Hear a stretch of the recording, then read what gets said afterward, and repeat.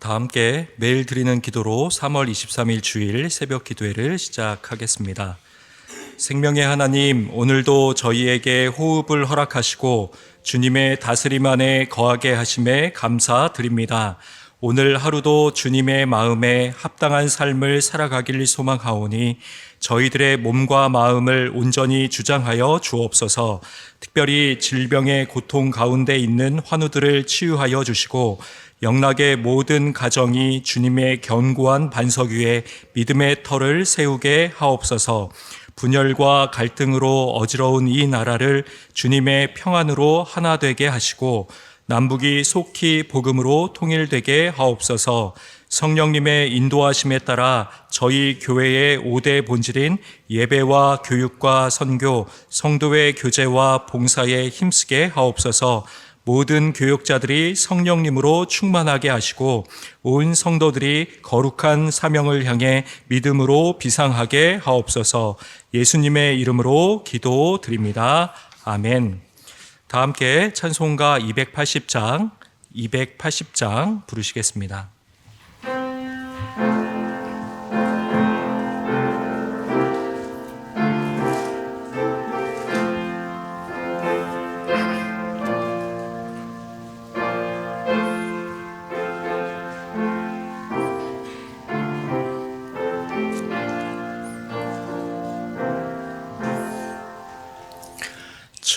전부여해지옵소서. 소원 들고옵니다. 주 나를 외면하시면 나 어디 가리까. 내 죄를 씻기 위하여 피 흘려 주시니 곧 회개하는 마음으로 주 앞에 옵니다. 전부터 계신 주께서 영축을 죄인을 보혈로 구해 주시니 그 사랑 한없네. 내 죄를 씻기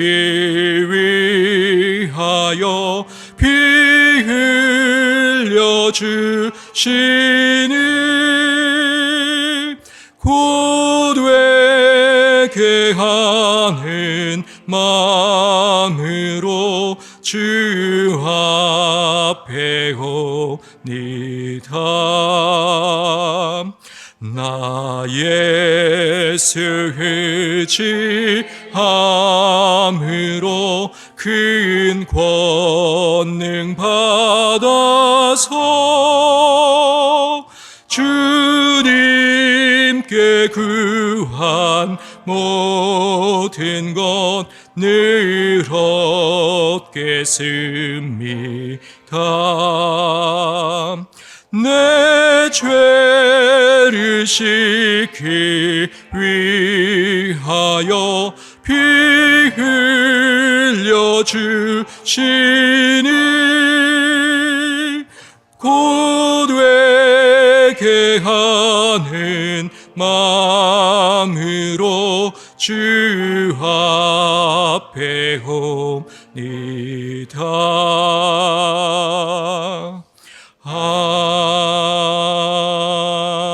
아멘.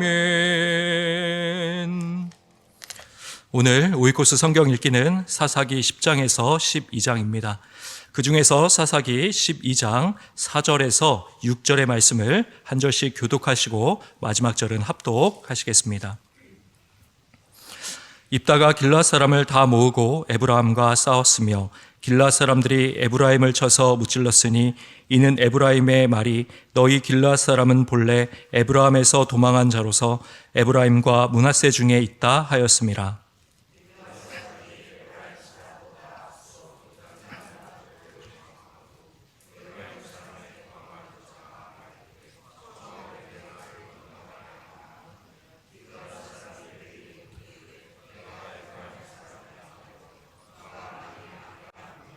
같이 읽습니다. 그에게 이르기를 십볼렛이라 발음하라 하여 에브라임 사람이 그렇게 바로 말하지 못하고 십볼렛이라 발음하면 길르앗 사람이 곧 그를 잡아서 요단강 나루턱에서 죽였더라. 그때에 에브라임 사람의 죽은 자가 42,000명이었더라. 아멘. 오늘 주일을 맞이한 영락의 모든 성도님들 가운데 하늘의 평안과 하나님의 풍성한 은혜가 임하시기를 축복합니다. 오늘은 이 사사 입다 시대 때의 일입니다. 이 입다는 길르앗 사람이고요. 이 기생의 아들이었습니다. 그 출신은 비록 천하였지만 성령님께서 임하시고 하나님께서 사용하셨을 때 그는 암몬 18년 통치라고 하는 그 기간 가운데 하나님의 영광을 경험하였고 하나님의 승리를 노래하게 되었습니다. 이 입다가 이 암몬을 하나님의 능력으로 물리쳤고 또 그들은 항복했고 그 18년의 긴 고통의 시간이 끝나게 되었습니다. 이것이 오늘 이 말씀의 배경입니다. 그런데 이렇게 입다가 암몬을 족속을 무너뜨리고 이를 물리치고 난 이후에 이 에브라임 지파 사람들이 찾아온 것입니다. 그리고 이들이 어이없는 말을 했습니다. 그것이 무엇이었냐면 왜 우리를 이 암몬과의 전쟁에 끼워주지 아니했느냐 이렇게 이야기를 하는 거죠. 왜 자신들은 쏙 빼놓고 혼자 입다 왜 전쟁을 치르고 그래서 혼자 영광을 독차지하고 왜 모든 이스라엘의 리더십과 주도권을 다 가져가느냐 그것에 대해서 반발하고 분노를 하게 됩니다. 입다 입장에서 참으로 어처구니가 없는 일이었습니다. 이 에브라임이 와서 시비를 거는 것이죠. 불평과 원망을 막 쏟아내는 겁니다. 그러면서 에브라임은 굉장히 도발을 하는 거죠. 입다와 함께 우리 전쟁 한번 해서 누가 진짜 강력한지 한번 승부를 내보는 게 어떠냐 이렇게 시비를 걸고 있는 겁니다. 오늘 이 배경이 이 1절과 2절에 이렇게 설명이 되어 있는데요. 제가 한번 읽어드립니다. 에브라임 사람들이 모여 북쪽으로 가서 입다에게 이르되 내가 암몬 자손과 싸우러 건너갈 때에 어찌하여 우리를 불러 너와 함께 가게 하지 아니하였느냐 우리가 반드시 너와 내 집을 불사르리라 하니 입다가 그들에게 이르되 나와 내 백성이 암몬 자손과 크게 싸울 때에 내가 너희를 부르되 너희가 나를 그들의 손에서 구원하지 아니한 거로. 이 말씀을 보니까 사실 너무나 어처구니가 없습니다. 이 적반하장도 유분수지 입다의 얘기를 들어보니까 이 암몬 족속과의 싸움에서 에브라임 청하지 않았냐, 도움을 구하지 않았냐, 그때 외면할 땐 언제고 이제 승리하고 나니까 찾아와서 왜 우리를 부르지 않았냐고 이렇게 분노를 쏟아내고 원망을 하고 또 이렇게 이들을 공격하는 이런 말을 하는 것. 이 입다는 너무나 황당하고 그것에 대해서 이해할 수 없다. 이렇게 말도 안 되는 소리를 하고 있다. 이렇게 이야기를 하고 있는 것이죠. 우리는 여기서 이 에브라임이 어떤 이들이었는지 한번 살펴볼 필요가 있습니다. 이 에브라임은 사실 이 12지파 가운데에 하나님의 큰 은혜, 영적인 축복을 받았고요. 또 물적인 그런 은혜를 받았던 지파가 바로 에브라임 지파였습니다. 먼저 이 어떤 영적 축복을 받았는가? 이 에브라임 지파의 뿌리로 이렇게 돌아가 보면은 이 에브라임의 이제 시작점이 되는 이 창세기 48장에 이제 야곱이 세상을 떠나기 전에 이 아들들을 축복하는 장면이 나옵니다. 그때 이 요셉의 아들 장자가 이 므낫세고 그다음 차남이 바로 에브라임이죠. 그런데 야곱이 요셉의 두 아들에게 안수해서 축복을 할 때 그 오른손이 엇갈려가지고 이 차남인 바로 에브라임에게 오른손을 얹게 되었다는 거죠. 그렇게 해서 이 에브라임이 장자로서의 받아야 될 이 오른손이 주는 영적인 축복을 받게 됩니다. 바로 하나님이 주시는 영적인 은혜와 축복을 바로 받은 차남이었지만 바로 그 지파의 시작이 바로 이 에브라임이었다. 바로 차남임에도 불구하고 이 장자의 영적인 축복을 받았던 바로 그 지파의 시작이 바로 이 에브라임이었다는 것을 알 수 있죠. 또 어떤 물질적 축복을 받았을까? 이 여호수아 16장, 17장 보면은 이제 가나안 땅 분배를 12지파에게 시작을 합니다. 이때 에브라임은 지리적으로, 지정학적으로, 또 이 물질적, 경제학적으로, 또 환경, 조건적으로 최상의 땅을 분배받습니다. 이 땅은 이 12지파가 분배받은 땅 전체를 놓고 보면 딱 팔레스타인 땅 중간에 중심에 위치하는 곳입니다. 여기는 풍요로운 곡창지대이고요. 또 해변길로 연결이 되는 주요 길목이 다 있었기 때문에 경제적인 이점을 가지고 있었던 무역의 중심로도 될 수 있는 최고 조건의 입지의 땅을 분배받게 되었다는 것이죠. 이들은 이렇게 영적으로나 물질적으로나 최상의 축복과 은혜를 받았습니다. 그런데 이 에브라임에게 없었던 것이 있었습니다. 그것이 무엇이었는가? 바로 영적 노블리스 오블리제인 거죠.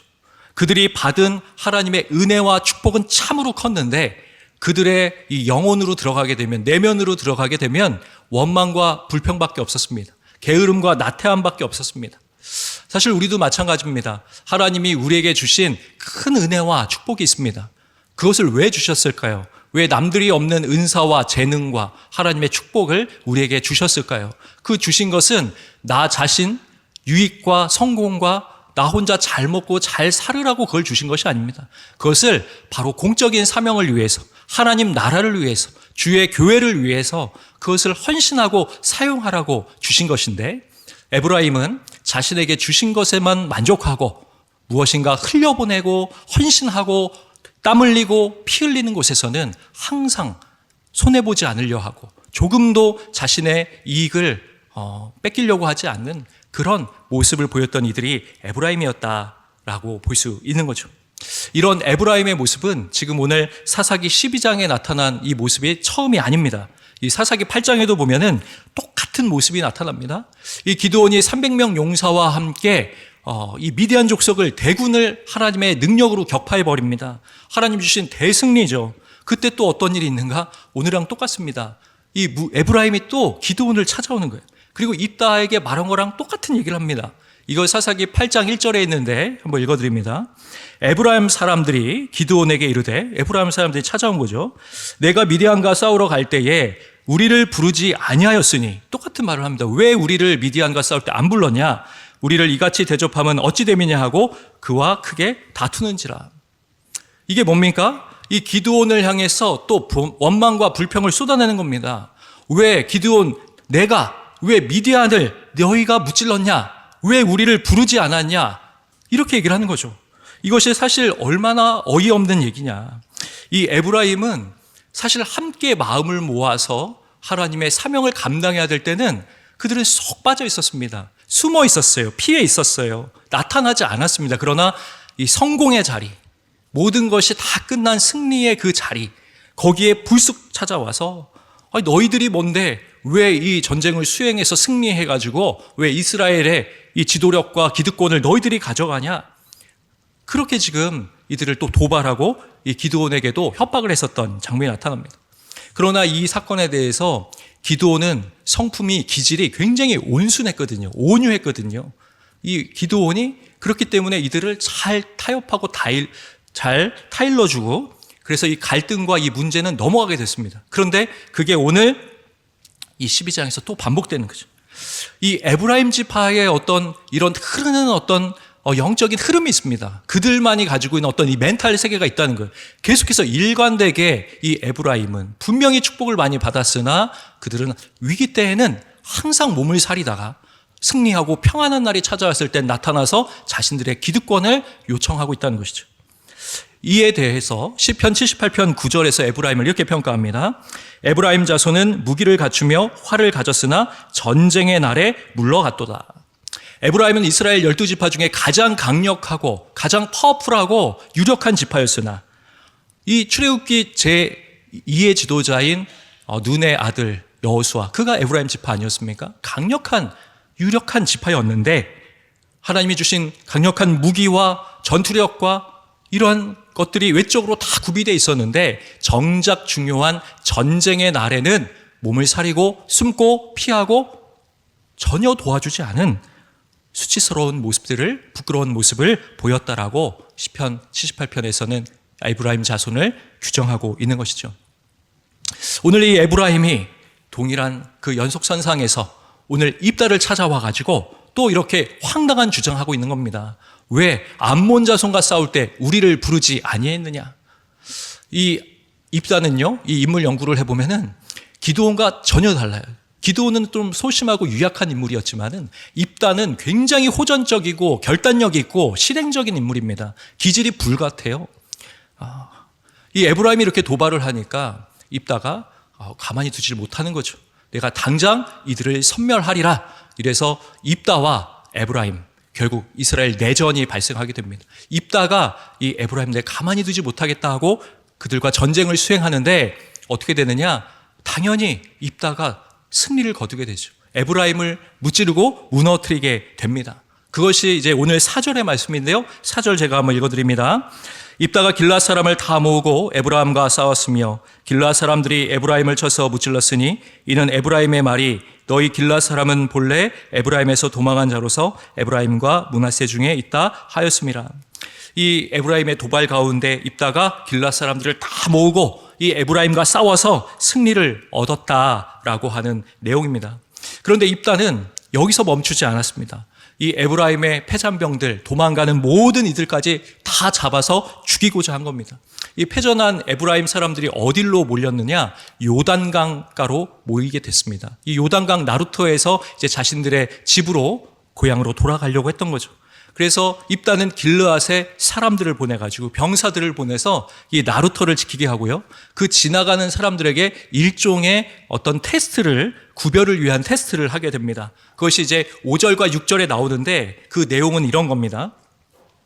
요단강 나루터를 통과하려고 할 때 이들을 이렇게 검열하는 하나의 그 용어가 있었는데 이 에브라임 사람을 구별하기 위해서 이 쉽볼렛이라고 이렇게 한번 발음해 보라는 거죠. 이 뜻은 별것 아닙니다. 이 시냇물 또는 곡식 뭐 이런 의미를 가지고 있는 단어인데 사실 이 발음을 이 에브라임 사람들은 이제 사투리가 있기 때문에 이것을 쉽이라고 하지 못하고 십볼렛 이렇게 발음한다는 거죠. 그러니까 가장 뭐 이렇게 경상도 분들께서 이렇게 쌀이라고 못하고 살이라고 한다 그거 있잖아요. 그것처럼 이들도 쉽이라고 하지 못하고 십이라고 하기 때문에 그걸 분별을 하는 그런 일을 한 거죠.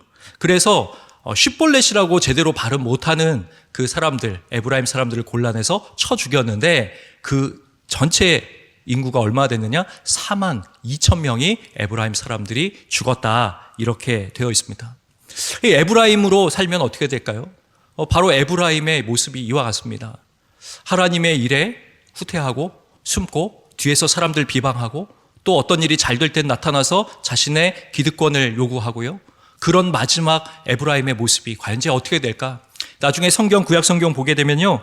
이 에브라임 자손은 이 우상 숭배의 근원지가 됩니다. 열왕기상 12장에 보면은 이제 솔로몬 사후에 이 여로보암이 배반하지 않습니까? 10지파를 모아서 배반을 하는데 그 단과 베델 사이에 금송아지를 세우고 우상 숭배를 시작하죠. 이 여로보암이 에브라임 지파 지도자입니다.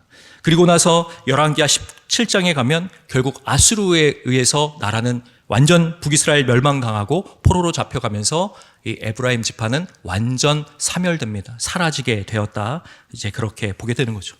오늘 이 성경의 이 에브라임의 모습을 보면서 우리 영적 공동체 안에 또 나의 심령 가운데 이 에브라임이 보였던 이런 모습이 있는 것은 아닌가?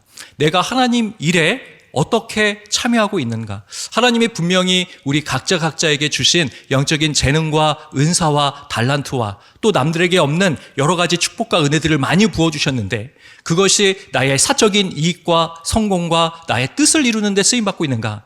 아니면 거룩한 하나님 나라의 공적 사명을 위해서 하나님의 거룩한 사명 감당하기 위해서 하나님의 나라를 위해 교회를 위해 영적인 이웃을 위해서 그것을 잘 흘려보내고 있는가? 그것을 점검해 봐야 된다는 거죠. 이 에브라임으로 살게 되면 처음부터 끝까지 그의 인생들, 그것은 결국 무너짐의 그 길로 나가고 있음을 우리는 보게 된다라는 것입니다. 오늘 이 주일을 맞이한 우리 영락의 모든 성도님들께서 흩어져서 하나님을 예배하고 또 하나님을 섬기실 때 하나님께서 주신 재능과 은사로 또 내면의 가장 깊숙한 곳에서 우러나오는 구원의 감격과 이 구원의 신비 가운데 하나님을 열정적으로 섬기시고 헌신하셔서 하나님 나라 가운데 든든히 세워지시고 하나님의 놀라운 영광을 경험하시는 오늘 주일 또 모든 가정과 일터와 또 우리 교회가 되기를 주님의 이름으로 축원드립니다. 기도하겠습니다. 은혜와 사랑의 하나님 아버지, 하나님 우리 영락교회 가운데에 또 우리 인생들 가운데에 하나님께서 말할 수 없는 풍성한 은혜와 축복을 허락하여 주셨습니다. 하나님 무엇보다 죽을 수밖에 없었던 죄인된 저희들, 하나님께서 예수 그리스도 십자가에 못 박혀 죽게 하심으로 저희를 구원하여 주신 그 은혜와 축복 말로 다할 수 없습니다. 하나님 그 은혜에 감격하여 하나님 저희가 가진 것들 너무나 미천하고 비천하지만은 하나님 앞에 온전히 거룩한 산 제물로 번제와 같이 올려드릴 수 있는 저희들의 인생이 될 수 있도록 주님 은총 베풀어 주시옵소서. 하나님 주일 어느 곳에서 무엇을 하며 섬기든지 하나님 에브라임이 보였던 모습이 아닌 하나님 앞에 진정 은혜와 축복을 받은 믿음의 자손들로서 하나님 이루시는 영광을 위하여 기꺼이 동참하며 하나님의 영광을 드높일 수 있는 오늘 복된 주일 될 수 있도록 축복 나려 주시옵소서. 감사드리며 우리 주 예수 그리스도의 이름으로 기도드립니다. 아멘. 이제 다 함께 합심하여 기도하겠습니다. 불평과 원망을 거두며 영적 노블리스 오블리제를 실천하게 하여 주시옵소서. 1부에서 5부 예배, 청년회 예배, 교회 학교 예배, 국제 예배, 자유인 예배, 찬양 예배를 통해 모든 성도들이 하나님을 전심으로 예배하도록 사회봉사주의를 통해 어려움에 처한 성도들에게 하나님의 사랑이 풍성하게 전해지도록 우리 다 함께 기도하도록 하겠습니다.